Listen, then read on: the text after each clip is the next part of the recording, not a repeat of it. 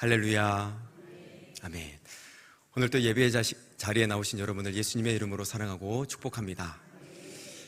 오늘 말씀을 통하여 하나님께서 주시는 은혜가 저와 여러분 심령 속에 임하게 되기를 예수님의 이름으로 축복합니다.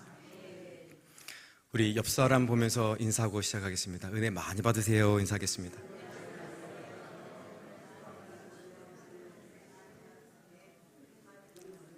네, 조금 부족한 것 같은데요. 네. 이렇게 다시 인사하겠습니다. 은혜 충만하게 받으세요. 인사하겠습니다.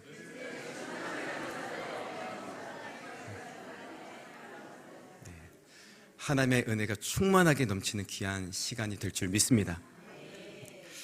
오늘 말씀의 제목은 나중에 보니 도둑 맞았습니다 라는 제목입니다. 한번 같이 읽어볼까요? 시작. 나중에 보니 도둑 맞았습니다. 여러분 인생을 사시면서 도둑을 맞아본 적이 있으신가요? 생각보다 네라는 말씀이 들리는데요.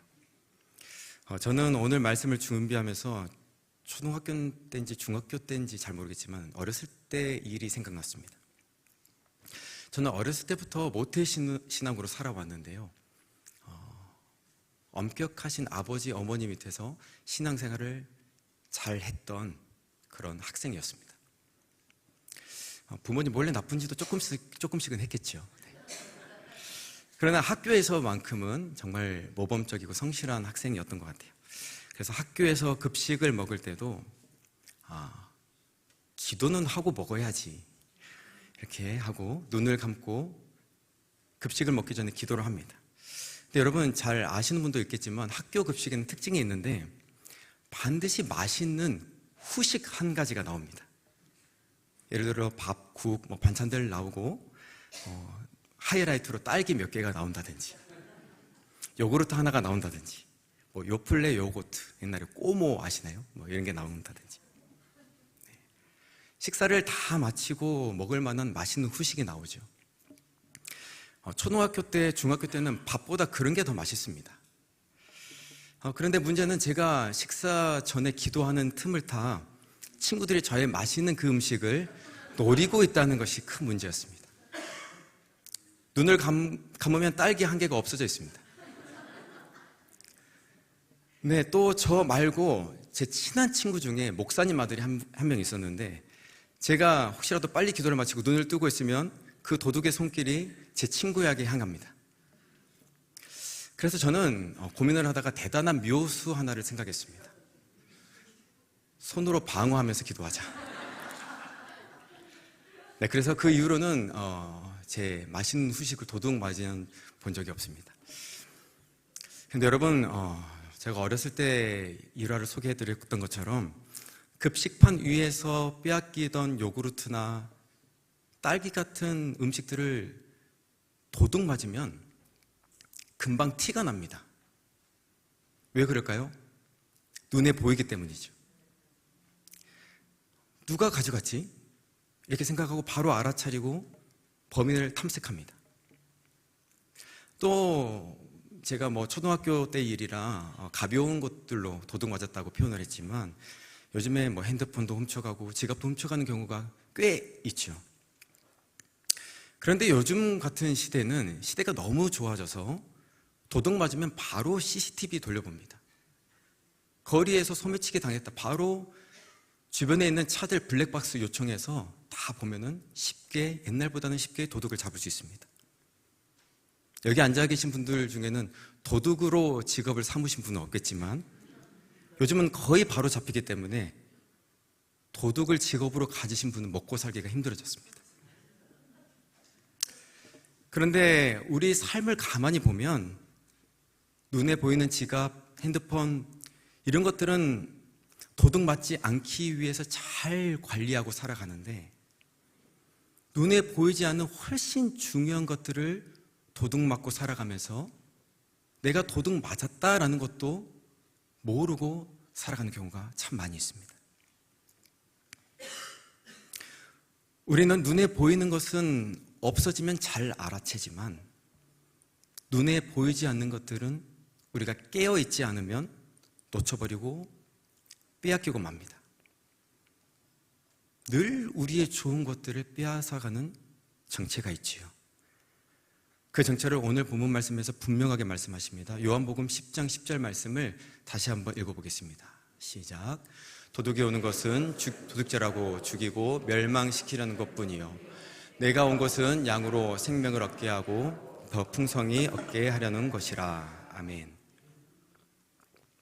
빼앗는 자는 누굽니까? 여기서는 도둑이라고 표현을 해놨습니다.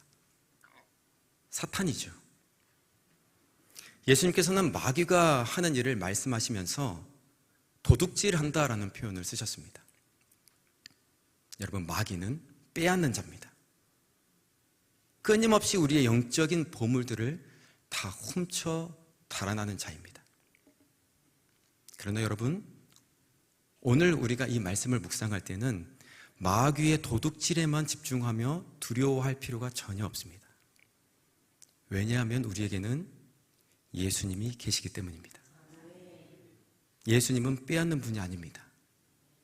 예수님은 생명을 주셨고 그 생명을 더욱더 풍성하게 주시는 좋으신 하나님이십니다. 그래서 여러분, 이 본문을 조금 더 읽어보면 예수님께서 우리에게 생명을 주시는 방식이, 그런 방법까지 나오는데요. 바로 이어지는 11절과 14절, 15절 말씀을 읽어보겠습니다. 시작. 나는 선한 목자라. 선한 목자는 양들을 위하여 목숨을 버리거니와 나는 선한 목자라. 내가 내 양을 알고 양도 나를 아는 것이 아버지께서 나를 아시고 내가 아버지를 아는 것 같으니 나는 양을 위하여 목숨을 버리노라. 아멘. 아주 놀라운 대조가 이 말씀에 있는데요. 도둑은 자기 유익을 위해서 빼앗는 자입니다. 그러나 선한 목자는 자기 것을 아낌없이 내어주는 자입니다. 도둑은 남의 것을 취해서 자기 배를 채우지만 목자는 자기의 생명을 내어주며 양을 살립니다.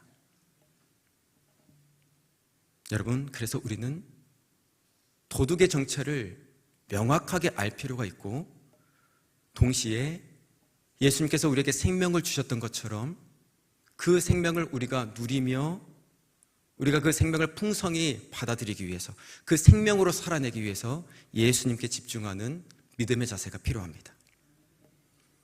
예수님을 생각하지 않고 도둑만 생각했다가는, 도둑에만 초점을 맞췄다가는 마귀랑 나랑 1대1로 싸우게 됩니다. 절대 이길 수가 없습니다.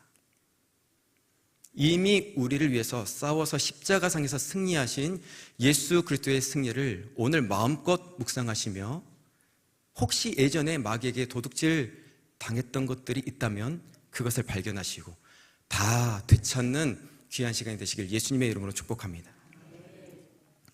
이제 우리의 실제적인 삶을 돌아보며 어떤 것을 마귀에게 빼앗겼을까 한번 살펴보기로 합니다. 첫 번째로는 마귀는 우리의 시간을 도둑질합니다.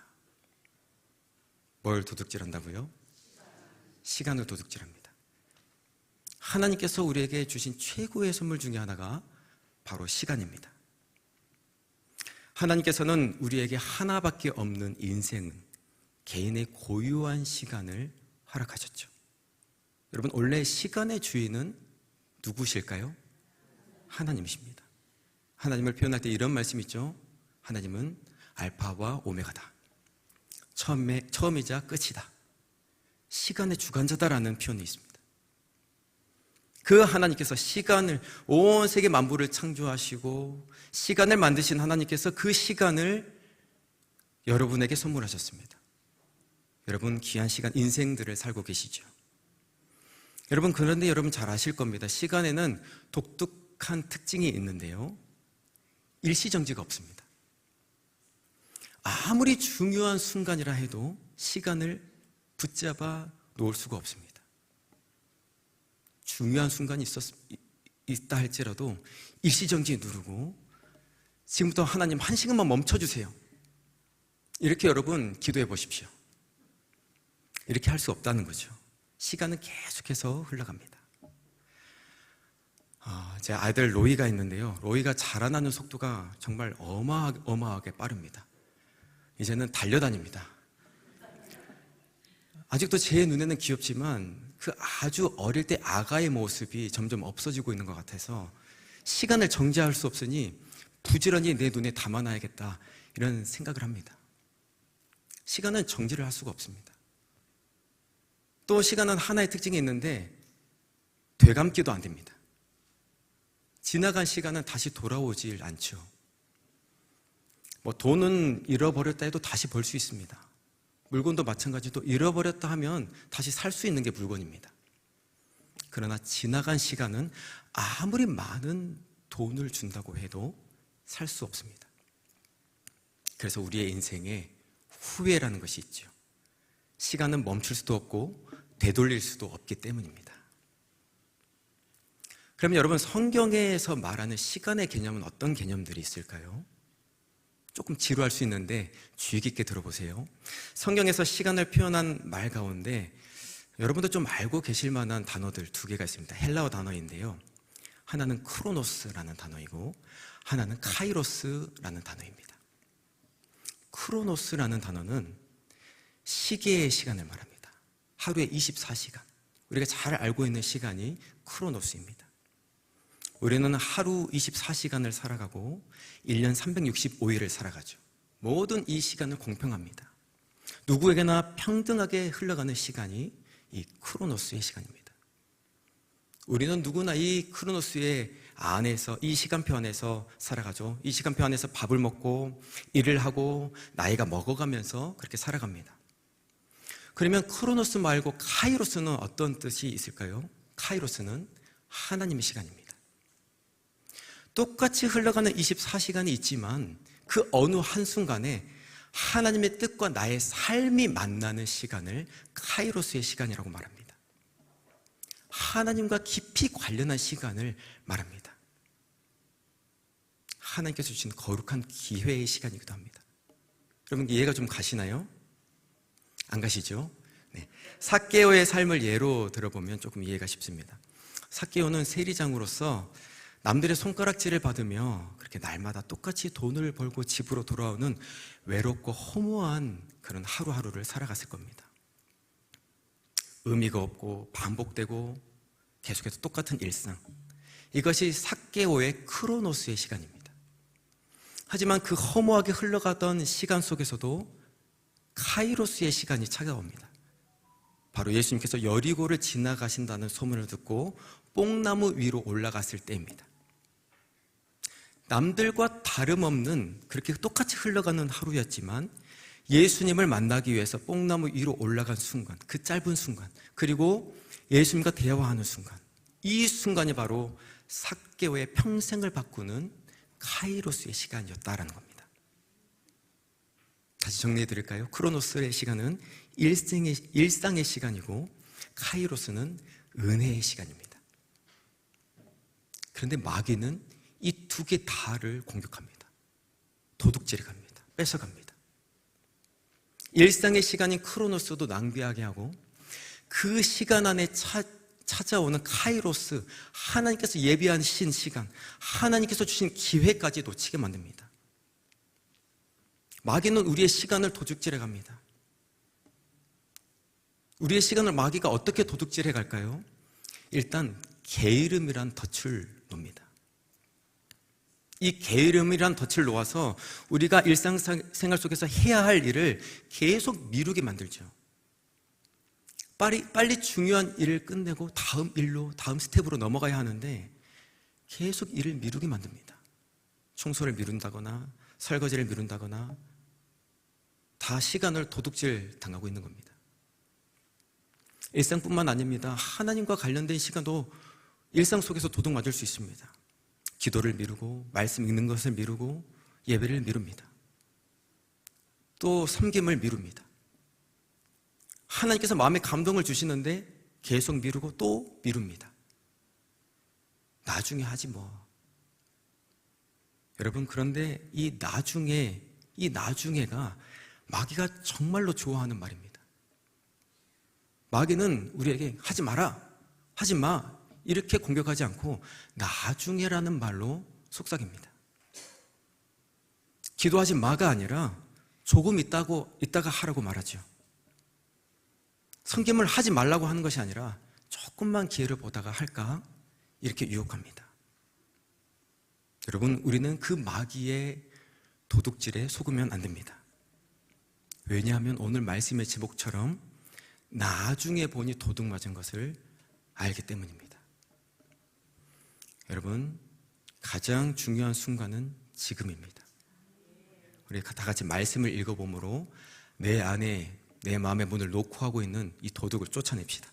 고린도 후서 6장 2절 말씀을 읽어보겠습니다. 시작. 이르시되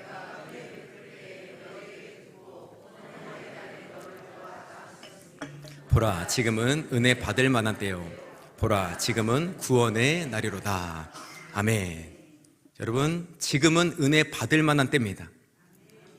지금은 하나님의 구원의 시간입니다.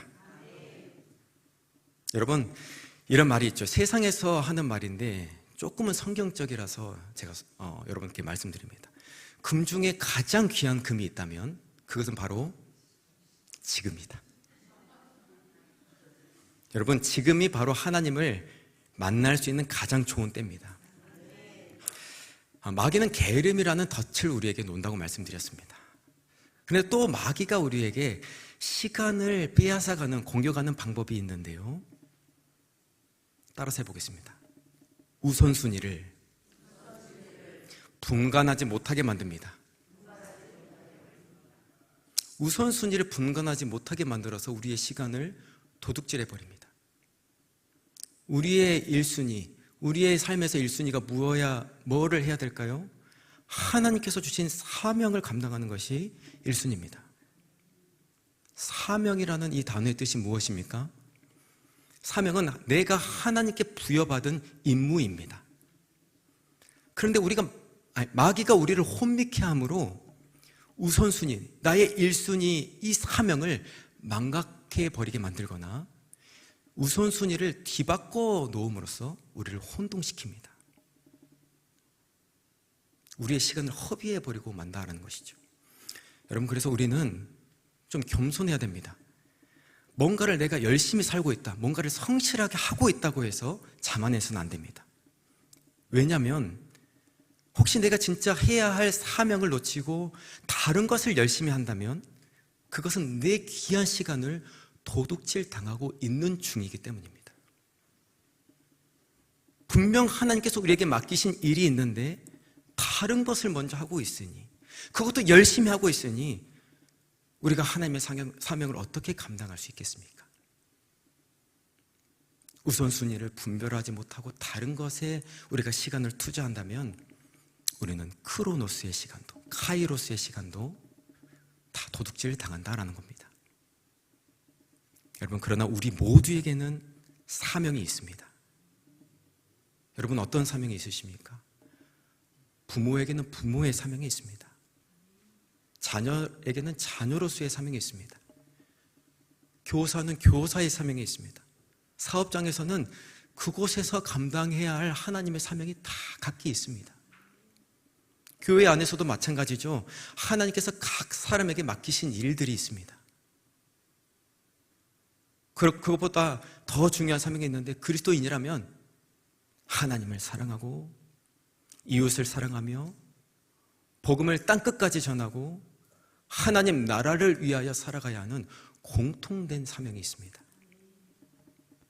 여러분, 우리는 하나님께서 나에게 어떤 사명을 부여하셨는지 빨리 깨달아야 됩니다. 정확하게 깨달아야 됩니다. 그리고 나서 시간의 우선순위를 잘 정해야 됩니다. 그렇지 않으면 계속해서 시간은 흘러가 버릴 것이고 사탄은 카이로스, 하나님과의 관계된 시간을 경험하지 못하게 만들 것입니다. 이스라엘의 처음 왕이 사울 왕이죠. 사울이 왕이 되기 전의 시대를, 왕정 시대가 있기 전의 시대를 사사 시대라고 합니다. 여러분은 어떤 사사를 좋아하시나요? 우리가 잘 아는 사사들이 있죠. 기드온, 입다, 삼손, 온니엘, 이런 분들이 있습니다. 그들의 이야기를 보면 전쟁 이야기도 있고 하나님의 부르시는 이야기들도 있고 또 실패한 이야기도 있고 또 회개했더니 회복하는 그런 이야기들도 있습니다. 그런데 사사기를 읽다 보면 정말 이상할 정도로 잠깐만 언급되고 지나가는 사사들이 있습니다. 사사기 10장에 등장하는 돌라라는 사사와 야일이라는 사사입니다. 그 중에서도 야일이라는 이름을 가진 사사는 22년 동안 이스라엘의 사사가 되는데요, 성경이 이 야일에 대해서 무엇을 기록하고 있을까요? 사사기 10장 4절 말씀을 한번 읽어보겠습니다. 시작. 그에게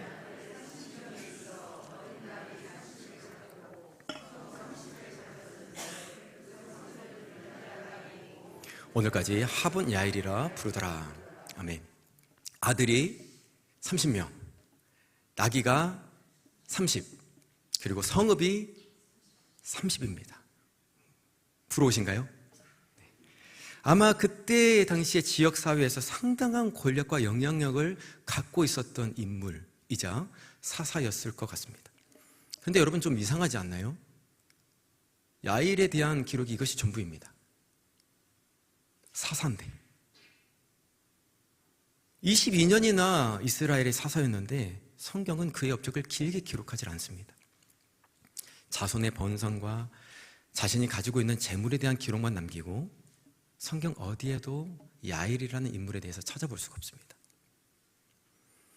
여러분, 우리도 하나님께서 기념책에 우리의 기념될 만한, 하나님께서 보시기에 기념될 만한 것들을 기록해 놓고 계신 줄 믿습니다.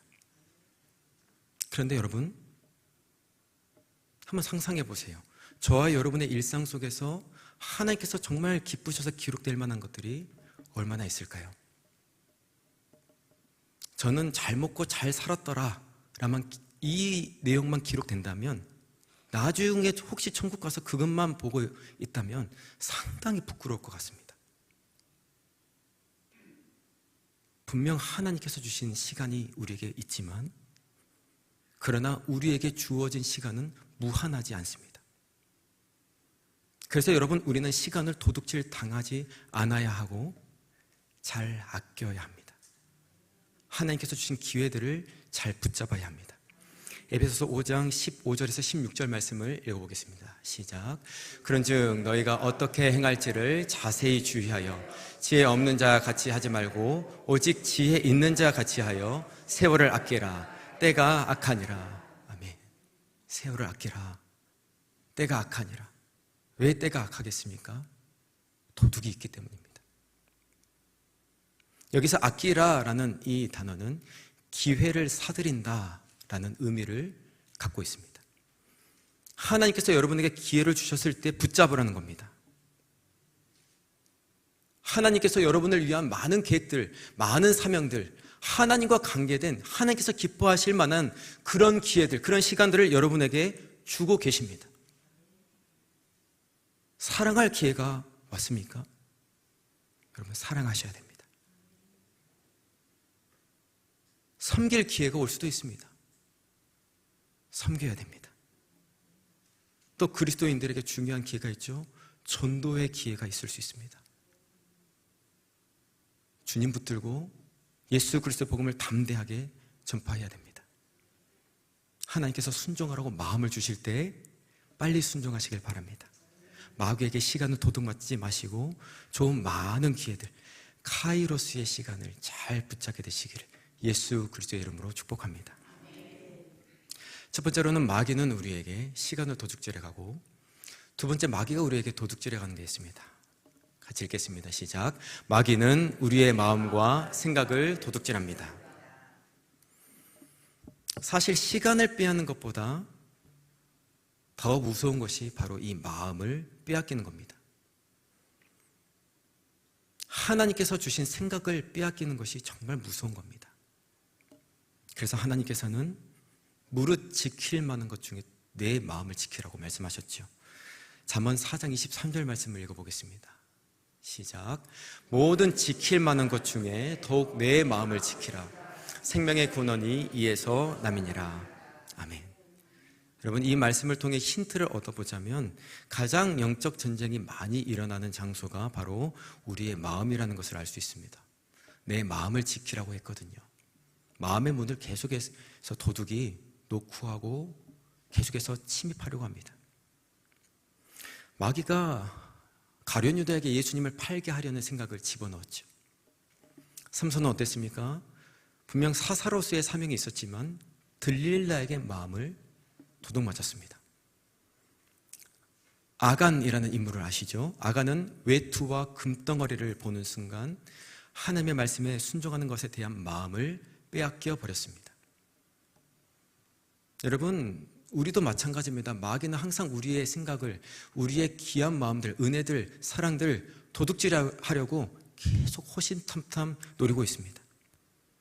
하나님께서 주신 평강을 도둑질해 가버립니다. 기껏 은혜 받았는데 틈만 보이면 바로 들어오려고 노리고 있습니다.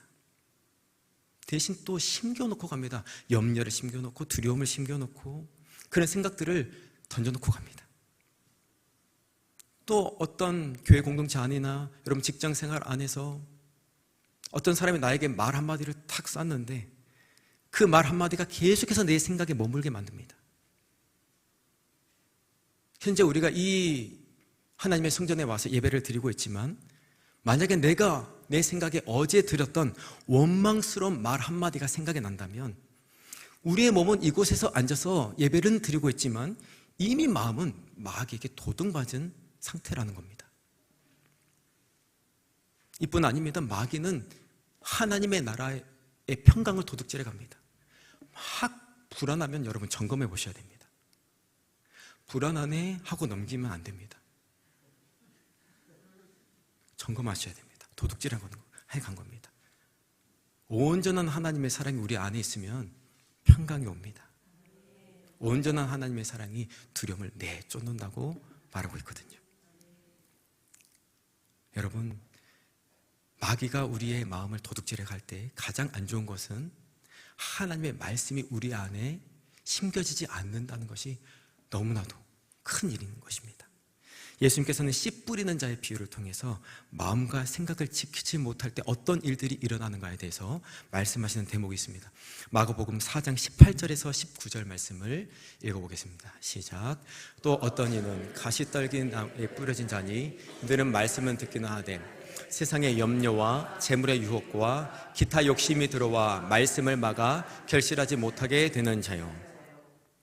아무리 좋은 말씀이 선포되고 또 좋은 말씀을 들어도 마음과 생각을 지키지 못하면 여러분 말씀이 심겨지지 않고 또 심겨져도 자라나지 않고 또 자라난다 하더라도 열매를 맺지 못합니다.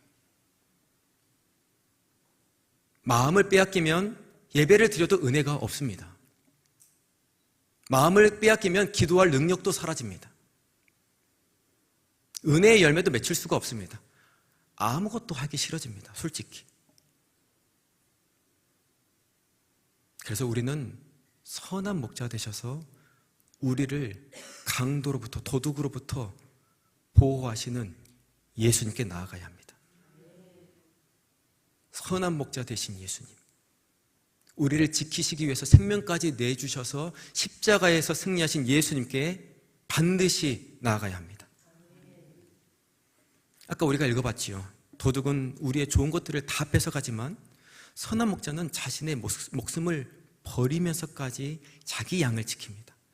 도둑은 뺏어가는데 안달이 나 있고 목자 되신 예수님은 좋은 것을 주려고 계속해서 그것만 생각하시는 분입니다.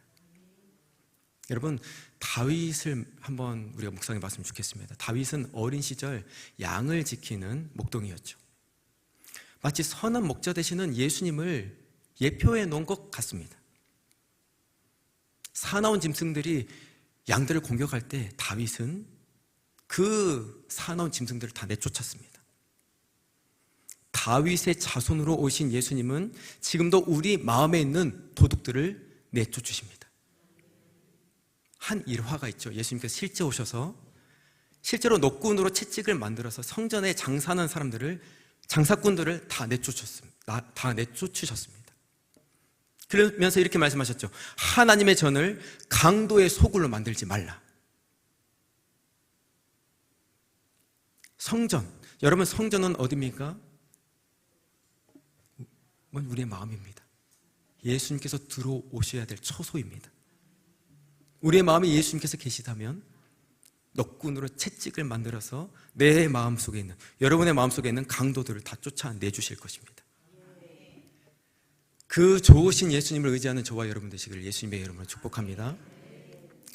말씀을 좀 정리해 보고 싶습니다. 처음에 제가 이런 말씀을 드렸습니다. 누가 저의 맛있는 음식을 뺏어 먹으려고 할 때 저는 손으로 방어하며 지켰습니다. 만약에 집에 도둑이 들어와 나의 기중품을 가져갔다면 우리는 CCTV를 돌려보고 무엇을 잃어버렸는지 확인할 것입니다. 여러분, 우리가 오늘 이 시간 한번 점검해 봤으면 좋겠습니다. 내 안의 영적인 집을 한번 바라봤으면 좋겠습니다. 혹시 없어진 것이 있지는 않으신가요? 예전에는 하나님을 위해서 쓰는 시간이 있었는데 혹시 없어지지 않으셨습니까? 옛날에는 말씀을 사모하는 마음이 불릴 듯 일어났는데 이제는 억지로 말씀이 읽는 형식만 남아있지 않습니까? 예배 때 은혜 받았던 그 평강, 하나님의 은혜가 지금도 유효하십니까? 마귀는 먼저 우리의 시간을 빼앗고 그 다음 속에 시간 속에 녹아들려는 사명까지 빼앗는 그런 일을 합니다. 사명을 감당하지 못하게 마음까지 빼앗습니다. 여러분, 우리가 이렇게 빈집을 먼저 직면해야 됩니다. 다 털려버린 우리의 마음을 바라봐야 됩니다. 그러나 여러분, 후회할 필요는 없습니다. 낙심할 필요는 없습니다. 왜냐하면 채우시는 분이 계시기 때문입니다. 오늘 본문 말씀 10절 후반부였죠. 내가 온 것은 양으로 생명을 얻게 하고 더 풍성히 얻게 하려는 것이라. 더 풍성히 얻게 하려는 것이라. 하나님은 우리가 과거에 빼앗겼던 것까지 도로 돌려받게 하십니다. 역시 우리의 만왕의 왕이시자 우리의 가장 좋으신 아버지십니다. 우리 주님을 경배할 수밖에 없습니다. 요엘서 2장 25절을 보면 우리에게 이렇게 약속하신 구절이 있습니다. 읽어보겠습니다. 시작. 내가 너희에게 그 큰 군대 곧 내가 너희에게 보낸 메뚜기와 느치와 항충과 팥중이가 먹은 횟수대로 갚아주리니. 아멘. 메뚜기 떼가 먹은 세월들, 도둑이 훔쳐간 시간들, 마귀에게 빼앗긴 것들은 하나님께서 갚아주시겠다고 약속하십니다. 우리는 당연히 도둑 맞지 않게 잘 방어하면서 깨어서 살아가야 하지만 하나님은 너무 좋으셔서 이미 빼앗긴 것까지 회복시켜 주시는 분이십니다. 그래서 여러분, 자책하지 마시고 낙심하지 마시고 예수 그리스도 안으로 피하시길 바랍니다. 양의 문으로 들어가시길 바랍니다. 하나님 나라를 사모하시고 그 나라 안에 거하시길 바랍니다. 하나님은 우리가 하나님께 가면, 우리가 예수님께 가면 하나님은 날개 그늘 아래 우리를 감싸주시고 우리를 눈동자처럼 지켜주십니다. 하나님은 우리의 산성이십니다. 우리의 요새이십니다. 우리의 피할 바위십니다. 계속해서 하나님은 우리에게 오라고 요청하십니다. 내가 지켜주겠다. 그리고 여러분의 생각들을 예수님께 복종하시길 바랍니다. 이런 문제도 있어요. 항상 우리가 잘못해놓고 마귀 탓을 하는 경향이 있기도 합니다. 뱀이 아담과 하와를 유혹했지만 그때 물리쳤으면 됐습니다. 결국에는 아담과 하와가 속은 겁니다. 마귀를 대적해서 물리쳐야 되지만 결국엔 내가 변화되어야 합니다. 내 생각과 마음을, 내 죄성을 예수 그리스도께 복종시키는 훈련도 필요합니다. 날마다 예수님의 마음을 나에게 주시옵소서. 하나님, 제 속에는 선한 것이 없습니다. 예수 그리스도의 보혈로 나의 마음을 정결하게 만들어 주옵소서. 그 사랑의 마음을 달라고 기도하시길 바랍니다. 그러면 풍성히 채워주십니다. 여러분, 지금 이 시간 우리가 예배가 끝나고 집에 돌아갈 때도 또 내일 또 도둑은 우리의 무언가를 훔치러 또 올 겁니다. 우리의 시간을 노리고 우리의 사랑의 마음을 노리고 올 겁니다. 그러나 여러분 기억하십시오. 방금 또 말씀드렸습니다. 우리가 가장 집중해야 되는 것은 누구입니까? 예수 그리스도입니다. 다시 한번 오늘 본문 말씀 요한복음 10장 10절 후반부 말씀 다시 한번 읽겠습니다. 시작. 내가 온 것은 양으로 생명을 얻게 하고 더 풍성히 얻게 하려는 것이라. 아멘. 풍성히 채워주시는 하나님의 보호하심과 하나님의 사랑이 저와 여러분의 인생 속에 임하게 되시길 예수님의 이름으로 축복합니다. 아멘. 우리를 지키시는 선한 목자 되신 하나님 아버지 감사드립니다. 하나님, 우리가 모르는 사이에 시간과 마음을 빼앗기며 살아갔던 우리의 모습들, 주님 긍휼히 여겨주시고 용서하여 주시옵소서. 이제는 세월을 아끼며 하나님께서 우리에게 부여하신 사명을 망각하지 않게 하시며 날마다 우리의 마음과 생각을 지키며 살아가는 귀한 인생 살아갈 수 있도록 주님 축복하여 주시옵소서. 하나님, 영적인 게으름도 회개합니다. 나중에 해야지가 아니라 지금 기도하고 지금 순종하게 하시며, 혹시 하나님 빼앗겼던 영적인 보물들, 하나님 나라의 기쁨, 평강, 하나님 그런 많은 좋은 은혜들이 있다면 다시 회복시켜 주시고 다시 한번 하나님 나라 안에 거하는 기쁨이 있게 하여 주시옵소서. 선한 목자이신 예수님 안에서 더욱더 풍성한 생명을 누릴 수 있도록 우리 모두를 축복하여 주시옵소서. 감사드리오며 살아계신 예수님의 이름으로 기도드립니다. 아멘. 지금은 우리 구주 되신 예수 그리스도의 은혜와 아버지 하나님의 극진하신 사랑하심과 성령 하나님의 내주 교통 충만케 하심이 오늘 수요 예배에 참여한 모든 성도들 머리 위에, 유튜브 방송으로 예배드린 모든 성도들 머리 위에 이제는 마귀에게 도둑질 당하지 않고 날마다 예수 그리스도 안으로 피하여 평강을 누리며 살아갈 모든 성도들 머리 위에 지금으로부터 영원토록 함께 있을지어다. 아멘.